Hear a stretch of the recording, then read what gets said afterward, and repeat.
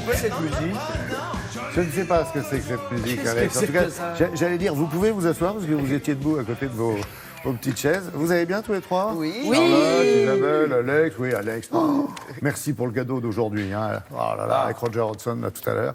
Isa, on commence avec Isabelle pour célébrer ce matin, effectivement, un demi-siècle. Donc l'anniversaire, le 50e anniversaire du tout premier centre commercial, c'est ça? Dans l'Ouest parisien, il a pile poil 50 ans puisqu'il a été inauguré en 1969. Avec à l'époque une année érotique, non? Absolument. Ah bah, j'allais dire année commerciale. Une année érotico-commerciale, on peut dire ça comme ça, puisque à l'époque ça a été une véritable révolution commerciale avec un vrai besoin de s'équiper, une envie de consommer. Aujourd'hui, bien sûr, le contexte a évolué, notamment en raison d'un concurrent particulièrement féroce qui s'appelle Internet. On sait qu'on a affaire à un consommateur. Les internets. Ouais. Les internets. Enfin, moi, je dis les C'est ce que internets. dit à chaque fois, Alex. Consultez les internets. Voilà, alors nous allons consulter justement les internets avec un consommateur qui est donc aujourd'hui omnicanal, qui consomme partout, et les centres commerciaux doivent innover pour donner envie aux consommateurs de se rendre sur place. Sinon on reste chez soi, on fait ses courses le dimanche matin et puis c'est tout. Donc pour essayer de faire le point sur ce côté passé, présent, futur, on a rencontré un spécialiste des études consommateurs et elle a rencontré dans un salon justement qui vient de se tenir 5 et 6 juin dernier à Paris, porte de Versailles. Voilà pour les détails. Non, un salon non pas de coiffure, mais un salon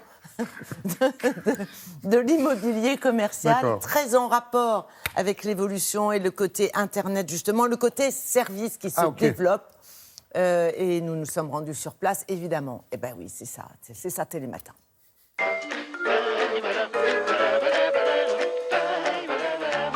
Dans les années 60, le centre commercial, c'était un lieu où on passait pas de temps. On y allait pour acheter, ça répondait aux besoins de consommation. À cette époque-là, les gens avaient soif de consommer parce que la consommation était à la fois une promesse d'émancipation par rapport aux tâches ménagères, mais aussi une promesse de bonheur. Aujourd'hui, les attentes des consommateurs changent et les centres commerciaux s'adaptent. Par exemple, le développement durable, ils intègrent la recyclabilité, réduire l'empreinte carbone, etc. Ils donnent des signaux dans ce sens-là. C'est plus simplement un lieu de transaction, on vient pour acheter, mais on vient pour passer un moment. Donc il y a plus d'offres de restauration, il y a plus de services et on essaye de faire en sorte que vous passiez un bon moment qui va être le plus long possible aussi dans le centre commercial parce que c'est la promesse d'un panier de la ménagère qui va être supérieur.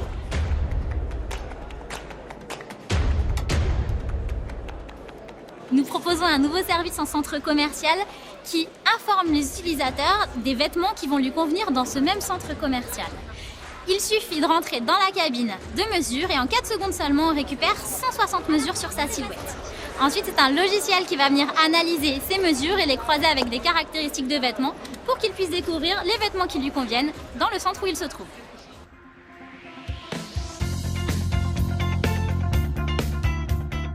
Demain, les centres commerciaux seront plus digitaux.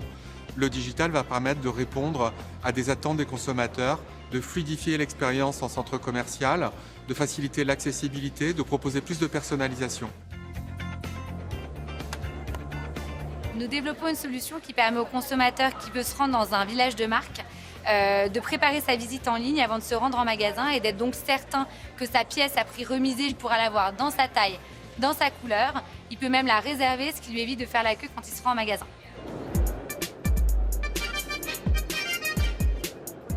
Et enfin, le centre commercial deviendra de plus en plus un lieu de vie et de divertissement. Peut-être que l'expérience de demain en centre commercial se rapprochera de l'expérience qu'on peut faire aujourd'hui en centre-ville, c'est-à-dire y passer un moment, s'asseoir à la terrasse d'un café, ne pas être pressé, ne pas être dans la cohue ou le rush, mais vraiment avoir un moment de qualité. Et c'est ça que promettent les centres commerciaux de demain. Ah, je croyais que c'était un sujet sérieux. Moi, tout le monde rigole, là. Eh bien, c'est bon signe. C'est bon signe. C'est signe que la bonne humeur est de retour, on va dire, comme ça, par rapport à il y a, je sais pas... Ah oui, vous parlez d'il y a 50 ans dans les centres commerciaux. Exactement. Voilà. Ça, c'est la première chose. Et si on reste sur cette image merveilleusement figée par notre réalisateur, on se rend compte qu'effectivement, ça ressemble de plus en plus à un centre-ville. Oui, parce c'est que des ça, villages, c'est un centre commercial qui est neuf, donc, mais qui est fabriqué dans le style de la région et qui est fait justement pour devenir un véritable lieu de vie et pour redonner envie aux consommateurs de se rendre sur place et d'y rester un bon bout de temps. On se donne rendez-vous dans 50 ans pour voir ce que ça donne 100 ans après. On est d'accord? Il n'y a aucun problème. Vous me donnerez l'heure.